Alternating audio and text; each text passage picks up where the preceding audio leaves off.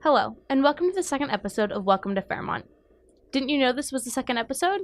You can listen to our premiere on SoundCloud. Just look up Welcome to Fairmont and you'll find us. Welcome to Fairmont is a WKAT production, written and voiced by Colleen Fries and myself, Alana O'Ryan. Thank you all for tuning in, and enjoy.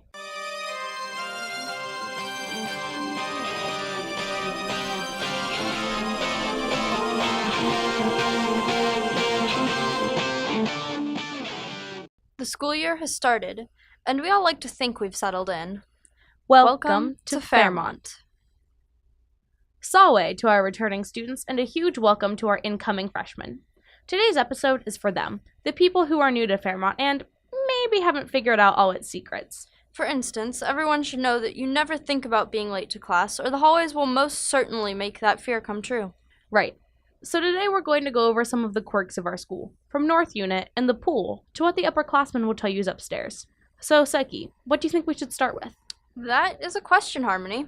I think it would make sense to start with upstairs, simply to throw everyone off. Since you said that we would go to upstairs, we'll just go there right off the bat. Sounds logical. If you're new to the school, you may have heard that upstairs is where you can find the ever-elusive North Unit. Do not listen to that. It is a lie. Upstairs is where you can find the administration outside of school hours. If you think this sounds like good information, it is. But only if you want to avoid going up there. Seriously, don't. Anyone who has ever disappeared upstairs has never come back. That's not to say that you won't come back if you go up. You may be the first person to make it. You'll never know unless you try, right? This brings us to our next topic, which is, in fact, North Unit.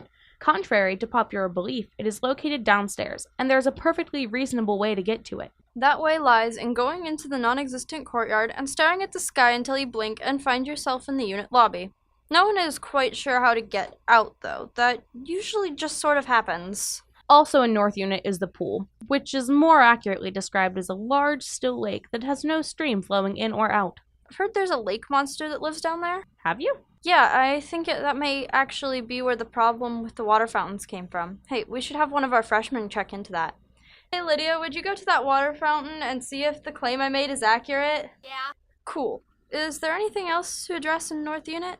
The office. The North Unit office is known to be a favorite haunt of the secretaries, which everyone knows should be avoided at all costs. It's said that the gaze of a secretary is enough to drive someone to madness. Which is why you should avoid the office at all costs.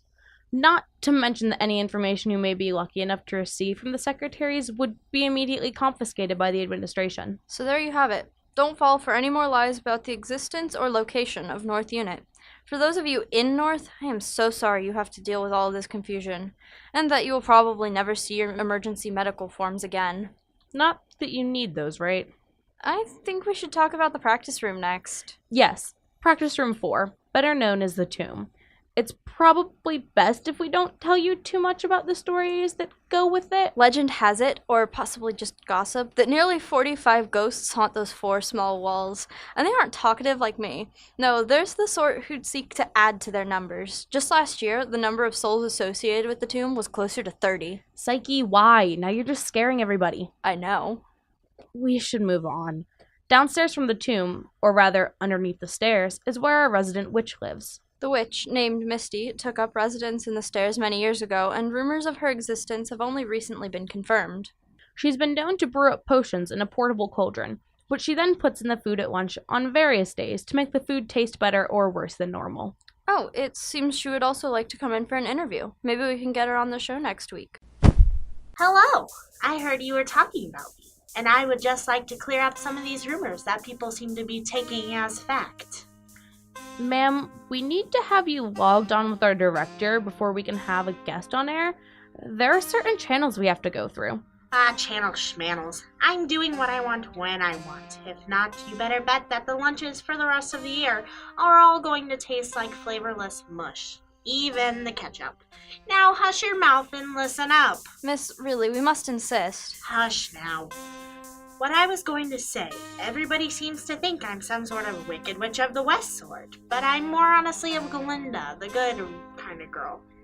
I make your school lunches taste better, right? I mean, except for when those darn band kids are too loud, but that's just revenge, plain and simple. We can't have you. And another thing, that girl that I sent to the hospital, she was trying to exorcise me. As if I was some sort of low-life demon. I mean, come on, I am not that bad-looking.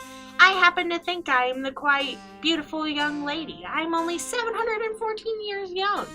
I promise, you can come in next week. It's just that... Oh, and that darn rumor you all keep perpetuating about couples getting sacrificed back there in attempts to summon beings from the other realms, that is complete baloney. I always return those kids safe and sound before advisory starts. Normally, I just need some virgin blood for my rituals. You know, the blood of a person or two who haven't participated in a blood ritual before. Are you done now? Yes, for now. I am satisfied. For now. Okay, well, if you could... It seems that Misty has disappeared, presumably back to the band room stairs. Please don't go looking for her. I can almost guarantee that chaos is a thing that will happen if you do that. Oh, hey, Lydia's back. And, oh my god, she turned into a zombie. Oh no. No. Lydia, no. Don't eat your sister! Oh my god!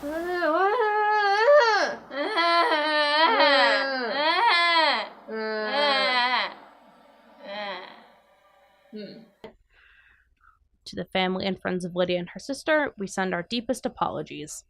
As Lydia is no longer technically alive, we are not liable for her death, but we are thinking of you, parents. Lydia and her sister were great interns and are very hardworking.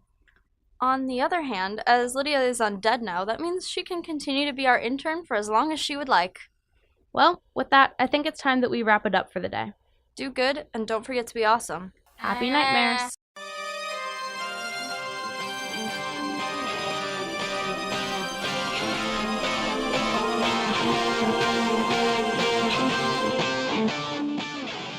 Welcome to Fairmont is a WKAT production written and performed by Colleen Fries as Psyche and Alana Orion as Harmony, with a guest appearance by Lydia Fries as the station's newly zombified station intern, and McKenna Kramer as Misty.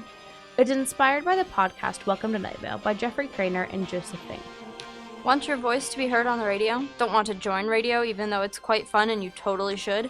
Come to the media room after school on Tuesday or Thursday to audition for the part of a freshman on the show. And no, you don't actually have to be a freshman to do it. Tune in 2 weeks for the next installment of Welcome to Fairmont. Until then, happy nightmares.